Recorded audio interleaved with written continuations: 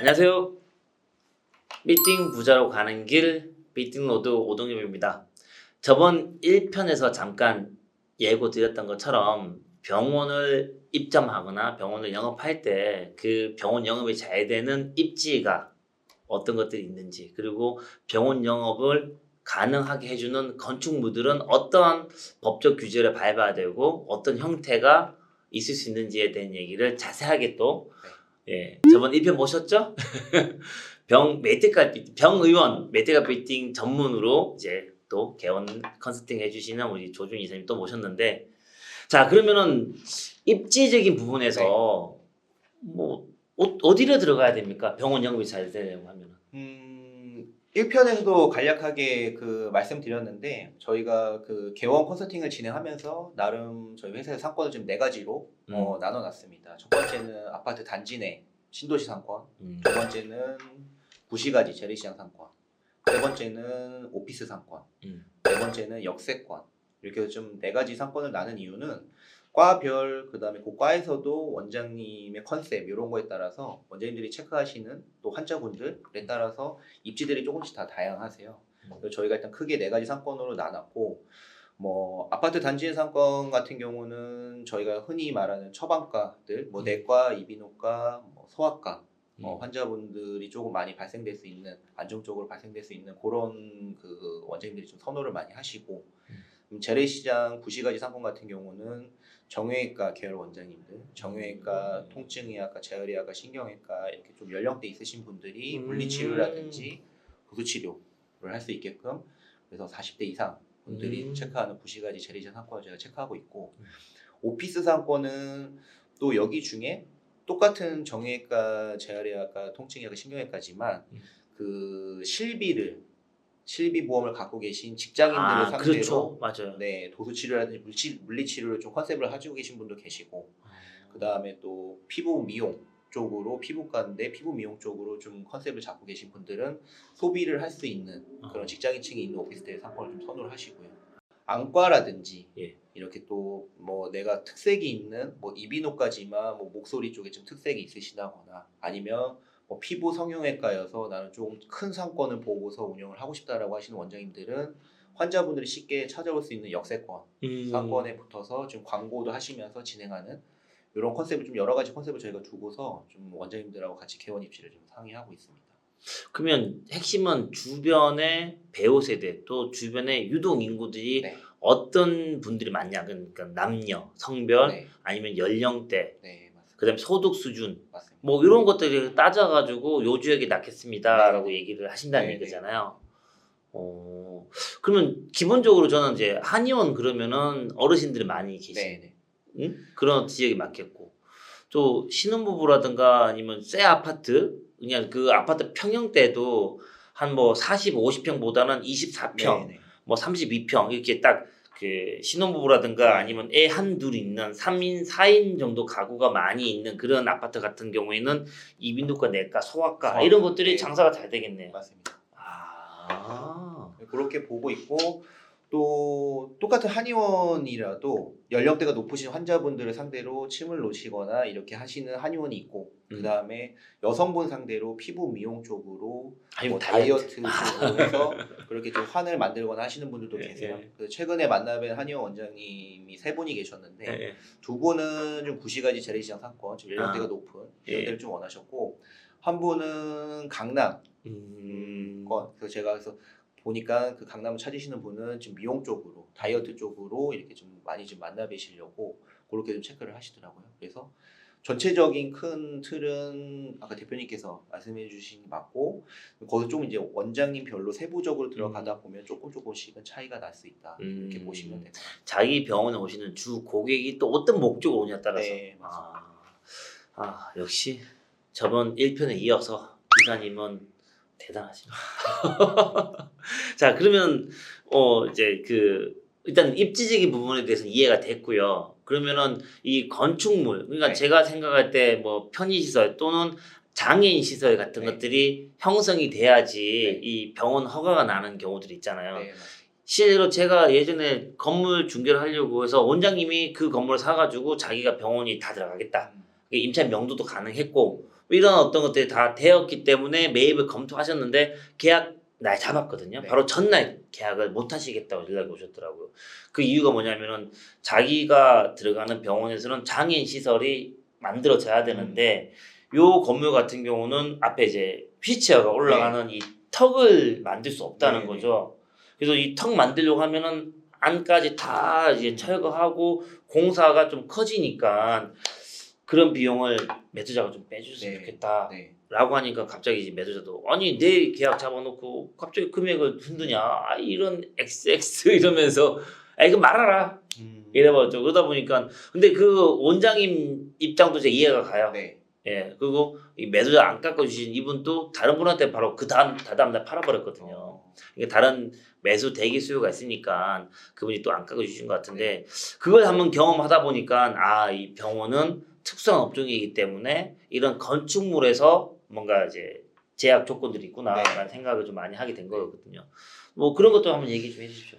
일단 병의원 같은 경우는 특히나 의원 같은 경우 저희가 원장님들 많이 만나 뵙고 있는데 요즘 가장 이슈가 많이 되는 게 용도 변경 관련해서 이슈가 많이 되고 있고요. 왜냐하면 이게 그냥 건축과에서만 해서 개설 허가가 나는 게 아니고 보건소에서 저희가 개설 등록증을 낸 이후에 이제 건축과에 가서 용도를 체크하고 다시 보건소에서 정리하고 오는 이런 행정 절차가 있는데 그 의원 같은 경우는 근린생활시설 중에서도 제일 좀 근린생활시설 요즘은 가로 열고 의원 가로 닫고 이렇게까지 자세하게 표기가 되셔야지 보건소에 개설 허가를 냈을 때 아무 문제 없이 저희가 개설 절차를 충분히 잘 받을 수가 있습니다. 근데 만약에 그냥 근린생활시설이라고 예전에는 그쵸. 이런 거 없이 제일 좀 근린생활시설이거나 그냥 일반 근린생활시설도 개설 허가가 다 되셨었어요. 예. 근데 그런 부분들만 생각하시고 요즘 법례가 조금 바뀐 거를 모르시고 그것만 생각하시고 나서 개설 허가 추후에 받으시려고 하면 용도 변경이 안 되시는 경우들이 생기실 수가 있으시거든요. 그래서 첫 번째로 제1종 근린생활시설이라고 하더라도 가로 열고 의원이라고 정확한 명칭이 들어가야 된다는 거를 숙지를 하셔야 되고 예. 한의원이나 치과의원 같은 경우는 구청이나 보건소마다 또 가로 열고 치과의원, 가로 열고 한의원 이렇게 아 좀 그렇게 완전히 세분화돼 있네요. 정확한 명칭을 좀 넣으라고 하시는 곳도 있으세요. 아. 그래서 그런 부분도 좀 잘 체크를 해주셨으면 좋겠고 이거를 체크하는 이유 중에 하나는 이 부분 때문에 장애인 편의시설을 해야 되냐 말아야 되냐 있냐 없냐를 좀 체크를 하셔야 되는 부분이 있어서 용도 변경이 안 돼 있는 경우 우리 건물 내에 장애인 편의시설을 해야 되는 상황이 생기실 수가 있으시거든요. 그러면 장애인 편의시설을 결국은 사전에 임대인분하고 협의를 안 하고 나서 계약을 쓰고 난 이후에 장애인 편의시설을 하려고 하면 대번에 임대인분은 내가 왜 이거를 장애인 편의시설을 해야 되냐. 계약 전에 다 요구하고 네. 이렇게 해주셔야지 마무리됩니다. 그래서 계약서에다 특약 한 줄 넣어야 되는데 맞습니다. 그걸 안 넣고 도장 찍어버리면은 뭐 안 해주면 어떻게 방법이 맞습니다. 없잖아요, 그죠? 그래서 지금 그거를 좀 체크를 해보시려면 일단 건축물 대장 우리가 들어가시려는 호실에 건축물 대장을 떼 보시고 건축물 대장 상에 제일 좀 근린생활시설 가로 열고 의원이라고 돼 있으면 전혀 상관이 없고 근데 만약 그냥 근린생활시설이라고만 돼 있으면 뭐 저희 건물 전체를 한번 체크를 해보셔야 될 게 나 외쪽으로 기존에 있는 어떤 의원들이 500제곱미터라고 하면 대략적으로 150평 정도 시거든요. 그렇죠. 예. 네. 그럼 기존의 의원들이 150평을 쓰고 있냐 내가 들어감으로써 그 500제곱미터가 넘어가냐 안 넘어가냐를 좀 체크를 해보시고 아 건물 전체에서. 네. 아 그래서 예를 들어서 뭐 치과가 50평을 쓰고 있고 내과가 80평을 쓰고 있었으면 예. 기존에 130평 130평 쓰고 있는 거죠. 예. 병원이 보통적으로 최소 면적이 40평, 50평 정도 시거든요. 예. 그러면 내가 들어가려고 하면 무조건 150평이 넘으시니까 그쵸. 이거는 장애인 편의 용도 변경을 하시려면 장애인 편의 시설을 무조건 체크를 하셔야 됩니다. 그래서 기존에 장애인 편의 시설이 돼 있으면 편안하게 용도 변경이 되실 거고 만약에 장애인 편의 시설이 안 돼 있으시면 용도 변경을 넣으셨을 때 장애인 편의 시설 해오시라 하고 그 장애인 협회랑 협의를 보시면서 진행을 하셔야 되고. 아 그렇죠. 어허 그러면 일단은 그걸 다 체크를 못 하실 텐데, 그죠? 보통적으로 많이 놓치고 가세요. 왜냐하면 원장님들은 그냥 용도 변경이라고 하면 특히나 일반 부동산이나 임대인 분들은 그 근린생활 시설 그냥 표시 변경만 하면 가능해. 그거는 내가 바꿔줄게. 이러고 와서 계약서를 썼더니 웬걸 기존의 의원들이 있어서 장애인 시설까지 하셔야 됩니다. 이런 경우가 발생이 될 수가 있거든요. 이 신축 건물 같은 경우는 기존에 건물을 올리시기 전에 요즘 뭐 장애인 관련 시설에 대한 게 너무 잘 돼 있기 때문에 크게 문제가 없으실 수가 있는데 뭐 재래시장 상권이라든지 기존 건물을 들어가시게 될 경우에 기존의 의원들이 그렇게 돼 있을 경우에는 장애 편의 시설이 안 돼 있는 건물들이 대부분 많습니다. 그렇죠. 네, 그래서 그런 부분들 좀 체크를 하셔야 되고 장애 편의 시설을 만약에 설치를 해야 된다고 하면 어떤 부분들을 좀 체크를 해야 되냐면 크게 네 가지로 좀 볼 수 있을 것 같은데요. 제일 첫 번째 아까 대표님께서 말씀해 주신 주출입구. 예, 그렇죠. 장애인분들이 이제 휠체어가 편하게 계단을 안 통하고 경사가 있어야 돼. 완만하게 완만한 경사가 있어야 돼. 들어갈 수 있도록 하는 주출입구가 있으실 거고, 예. 그다음에 두 번째는 엘리베이터. 엘리베이터가 들어갔을 때 휠체어가 들어갈 수 있는 크기 엘리베이터 그리고 음성.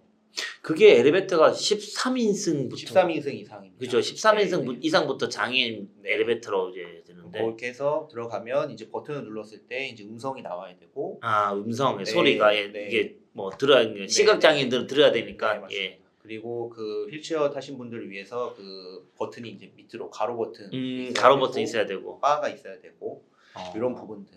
그리고 장애인 화장실. 장애인 화장실은 1층에 있어야 되는 건가요? 아니면 단층에 있어야 되나요? 장애인 화장실은 저희가 진행할 때는 층수는 상관이 없습니다. 예. 층수 상관없이 남자 여자 구별이 돼서 있으시면 되고요. 음. 최근에 또 추가된 거는 꼭 그 등받이. 어디요? 그 변기에 등받이가 꼭 아, 네. 등받이 없으면 안 됩니까? 등받이가 없으면 등받이를 또 설치를 하라고 하시더라고요. 아, 이게 사소한 부분들까지 다 네, 그러네요. 또 최근에는 그렇게까지도 보고 계시니까 그런 부분들. 그리고 마지막으로 주차. 장애인 주차 구역이 있으셔야 됩니다. 아, 장애인 주차해서 우리 주차 구역에다가 장애인 표시되어 있는 맞습니다. 그게 한 대 이상은 한 무조건 대 있어야 이상은 되는. 무조건 있으셔야 됩니다. 그래서 원장님들이 임대차 계약을 직접 하시는데 그런 걸 많이 모르시니까 네. 그냥 모르시겠다 싶으면 특이하게다 한 줄 넣으세요. 뭐 계약 후 병원 영업 허가를 못 받는 경우가 생기면은 이 본 임대차 계약은 쌍방 합의하에 해지한다. 해지하기로 한다. 뭐 이렇게 한 줄 넣으셔야지 낭패를 안 보실 것 같아요. 네. 세세한 부분들 다 따질 수 없으니까. 그래서 예로 저희가 한번 그 재래시장에 재활의학과 원장님 오픈을 해드렸는데 130평을 오픈을 하셨어요. 그래서 기존의 소아과랑 한의원, 치과들이 있던 건물이어서 무조건 용도 변경할 때 장애 편의 시설을 해야 되는 상황이셨거든요.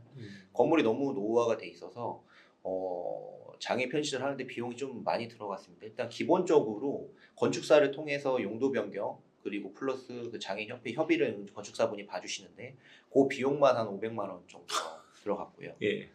그리고 그 아까 말씀드린 주출입구에 예. 턱이 좀 높아서 예. 턱을 좀 완만하게 만들었는데 결국 이게 뭐 기존의 건물이다 보니 그 장애인협회랑 이렇게 보완이란 작업을 하는데 뭐 턱을 좀 만들 때 턱이 높으니까 그런 배를 달아서 제3자 누군가가 도와줄 수 있는 여건을 만들어주면 이거는 주출입구는 오케이 해주겠다. 그래서 거기 상주하시는 경비 하시는 분이 계셔가지고 저희가 그거는 그런 식으로 보완을 넣고 그다음에 엘리베이터도 옛날 엘리베이터라 음성이 안 나오셨거든요. 그래서 음성 나오는 것도 따로 저희가 별도로 설치를 했고 장애인 주차 구역도 따로 만들어서 저희가 설치를 했고 또 화장실을 원장님 2층에 들어가셨는데 그 2층 화장실 전체를 다 장애인 화장실로 공사를 했습니다. 그래서 이 공사비 전체적으로 네 가지 공사하는데 한 3,500만 원 정도의 금액이 좀 들어가셨어요. 그래서 사전에 저희가 원장님께도 미리 말씀을 드렸고 임대인분께도 말씀을 드려서 임대인분께서는 이제 병의원을 좀 넣고 싶어 하셨고 왜냐하면 건물 자체 1층에 약국도 있었고 자기 건물에 또 원장님들도 오랫동안 운영을 하셨던 분이라 좀 의원을 좀 넣고 싶다는 의지가 강하셨고 원장님도 이 컨셉에 이 자리가 너무 맞으신 거예요. 그래서 서로 조금씩 양보를 하셔가지고 임대인분께서는 렌트 프리 그리고 보증금을 조금 할인해 주시고 이런 조건으로 좀 저희가 그런 금액을 좀 세이브할 수 있었고 원장님께서는 지금 기간이 왜냐하면 장애인 관련 시설 좀 공사를 하는 기간이 뭐 병원 인테리어 공사 기간이랑 같이 할 수가 없기 때문에 그 기간이 한 2달 정도 걸리시는 거 그 기간을 조금 본인이 좀 할애를 해주셔서 서로 좀 양보를 하셔가지고 결국은 잘 정리를 해서 용도 변경 완료한 이후에 지금 들어가서 진료를 보시는데 어느 정도 진료가 잘 되시냐면 환자분들이 화를 내세요. 너무 오래 기다린다. 아, 환자가 너무 많아서 웨이팅이 길어가지고 네. 내가 지금 아파서 병원 왔는데 더 아프겠다 뭐 이거 아니에요? 그 정도로 지금 하고 최근 오픈하신 분이 한 2, 3개월 만에 또 다른 페이 닥터 또 뽑으실 정도로 지금 운영이 굉장히 잘 되고 계십니다. 건물 안 사신대요? 고민 중이신 것 같아요. 아, 좀 소개 좀 네, 시켜주세요. 제가 촬영하겠습니다. 좀 전에 얘기하시다가 이제 약국 얘기가 계속 나오거든요. 네. 병원 얘기할 때 뗄래야 뗄 수 없는 게 약국이잖아요. 실하고 바늘 같은 맞습니다. 관계인데 그럼 약국을 입점하는데 또 이 건축물이라든가 아니면 입지 조건을 따져봤을 때 또 체크한 사항이 있나요?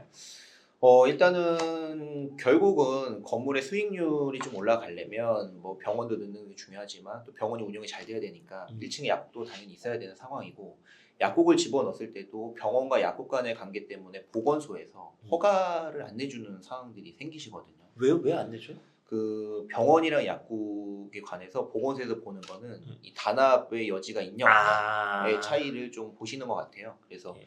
이 병원에서 나오는 처방전을 이 약국에서만 받는 건지 아니면 다른 약국에서도 같이 두루두루 받을 수 있는 건지 좀 이런 거를 좀 보건소에서 좀 체크를 하시는 것 그럼 같은데 보건소 어떻게 체크해요? 약국에서 이제 보건소에 약국 허가를 내면 예. 약국에서 담당 직원이 현장을 나와 보십니다. 아. 현장을 나와서 체크를 하세요. 이 어. 병원이랑 약국 간에 단합 여지가 있는지 없는지. 음. 요게 제일 큰 거는 저희가 약국이 좀 두 가지로 좀 볼 수 있을 것 같은데 1층 약국이 예. 있을 수가 있고 그다음에 층약국 그렇죠. 해서 층 위에 있는 네, 2, 3층에 있는 약국이죠. 네, 예. 그런 약국들도 있으신데 1층에 있는 약국 중에는 크게 문제가 될 일은 없습니다. 크게 문제가 될 일 중에 하나는 건물 전체를 하나의 병원이나 의원에서 90% 이상을 쓰고 있다라고 하면 거기에 있는 전체적인 처방전이 무조건 이 약국으로밖에 갈 수밖에 없다. 그리고 건물에 남녀노소 쓸 수 있는 다중이용 시설이 없다라고 판단을 하면 약국 허가를 잘 안 내주시더라고요. 예. 그런 경우가 있으실 거고 이건 그다음에 저도 몰랐던 얘기인데요. 네. 예. 그리고 병원의 그 진료를 바로 볼 수 있는 곳, 그 다음에 1층에 들어가자마자 그 데스크가 있으면 바로 약국이 붙어 있으면 또 보건소에서 좀 허가에 대해서 좀 어렵다고 판단하는 경우들도 있습니다. 물론 이거는 다 지자체 소관이기 때문에 어느 데는 가능한 지역도 있고 어느 데는 조금 보건소 지자체 지역마다 좀 다르실 수는 있지만 그런 부분들을 좀 전체적으로 체크를 해보시면 좋을 것 같고요. 예. 그다음에 층약국 같은 경우는 제일 조심해야 될 게 그 병원이랑 약국 간의 사이에 있는 복도를 다중이용 시설이 들어가서 남녀노소 누구나 이용할 수 있는 공간이 되면 개설 허가에 문제가 안 되는데 예. 병원이랑 약국만 한 층에 있을 경우에는 약국 허가가 안 납니다. 아. 그래서 병원이랑 약국 그 사이에 다른 업종들 다른 업종도 있어야 되면은 네. 있으면 괜찮은데 네. 없으면은 약국 허가가 안 난다. 네, 왜냐하면 그 층에는 환자들만 이용을 하기 때문에 그렇죠. 그 이 환자들- 병원을 환자만 이용하는데 네. 이 약국밖에 없으면은 100% 이 병원에 나오는 환자들은 약국 가겠다 이거잖아요. 네. 그렇게 판단을 하고 있어서 중간에 뭐 커피숍이라든지 뭐 여러 업종들 뭐 미용실이라든지 남녀노소 이 환자들만 다니는 복도가 아니고 전체적으로 좀 남녀노소가 다 이용할 수 있는 공간이라고 판단이 되면 허가가 나오는데 요즘은 그 층약국에 대한 개설 허가가 굉장히 어려워져 가지고요. 네, 웬만하면 좀 1층 쪽으로 약국을 좀 두시는 걸 1층은 임대료 비싸잖아요. 근데 위에 병원이 잘 구성이 돼 있으시면 예. 약국은 월세를 잘 있으시면 아니 제가 봐도 약국 임대료가 다른 뭐 어떤 업종 임대료보다 항상 높으시더라고요. 1.5배에서 많은 네, 2배 그렇죠. 정도까지도 네. 네, 높으신 경우가 예, 있어요. 그리고 또 이런 얘기를 하면 또 약사분들이 보시면은 또 안 좋게 네. 생각할 수도 있겠지만 제가 볼 때 또 약사님들이 또 임대료 올려달라고 하는 건물주 요구에 또 많이 또 수긍을 해주세요. 네. 그러니까 약국이 들어가 있는 건물을 가지고 있는 건물주분들은 임대료를 올릴 때 다른 건물보다 좀 용이한 게 네. 사실이긴 하거든요. 네. 네. 예, 일단 또 오늘 또 이사님한테 많이 배웁니다. 아닙니다. 예. 제가 이 말씀을 좀 잘 전달을 드렸는지 모르겠네요. 이사님은 툭 건드리니까 두두두두 나오는 어쨌든 그만큼 이제 오랫동안 일을 하셨고 이 분야에 특화돼 있기 때문에 그래서 어느 각도에서 어떤 질문을 해도 얘기가 뭐 수수수수 나오시니까 네. 그만큼 이제 이 업력이라든가 능력을 믿어 의심치 않을 수밖에 없는 것 같아요. 그래서 오늘 또 1편에 이어서 조준 이사님 연락처 여기 깔아드립니다. 오동엽 TV 보고 연락하셨다 그러면은 상세하게 상담해 드리니까 병원에 놓고 싶은 건물주님, 아니 병원과 약국에 놓고 싶은 건물주님 또는 약국, 병원을 들어가고 싶어 하시는 우리 임차인분들 다 연락 주시면은 상세하게 도와드릴 것 같고요. 혹시나 또 궁금한 게 있으시면은 댓글을 달아주시면은 뭐 답글 남겨놓고 그렇게 하겠습니다. 혹시 네. 못다한 얘기 있으십니까? 이제 마무리하고 인사 끝내려고 그러는데 그래도 한마디라도 혹시 부족한 게 있으시면 한 번 나오셨으니까 네. 뭐 좀 남아있는 게 있다라고 하면 그냥 저희 회사 얘기를 좀 드리면 예. 저희 그 부산 청년들 이름대로 좀 젊은 친구들이 열심히 하려고 하고 있습니다. 그리고 좀 어떻게 보면 이 메디컬 업계에서 지금 한 8년 차 정도 아직까지 좀 신생 업체 스타트업체라고 생각을 하고 있고 원장님들 만나 뵈고 하면 저희도 부족한 점이 많은 부분이 분명히 있기 때문에 좀 많이 만나 뵙고 부족한 점이 있더라도 좀 좋게 봐주시면 좋을 것 같고요. 오늘 제가 유튜브 처음 촬영하는데 이렇게 자리 만들어주신 오동혁 대표님께 다시 한번 감사의 말씀 드리고 싶습니다. 아니요 제가 감사하죠. 보시는 구독자분들이나 뭐 시청하신 분들이 제가 드리는 말씀이 좀 잘 전달됐을지 또 제가 말을 좀 잘 드렸을지는 모르겠는데 요거 외적으로 좀 궁금한 사항들 있으시면 뭐 댓글을 달아주시거나 아니면 부산 청년들 뭐 저한테 직접 연락 주시면 제가 뭐 친절히 상담해드리고 또 거기에 맞춰서 좀 뭐 여러 가지 진행할 수 있는 사항들은 뭐 진행해 보도록 하겠습니다. 그렇게 해서 뭐 좀 많이 찾아주시면 앞으로 열심히 좋은 모습 보이는 부산 청년들 되도록 노력해 보겠습니다. 이 말씀을 너무 잘하세요. 청산 유수예요. 수수수수. 자, 오늘 영상이 도움이 되셨으면 구독, 좋아요, 댓글 그리고 알람 설정도 부탁드리겠습니다. 이만 마치도록 하겠습니다. 감사합니다.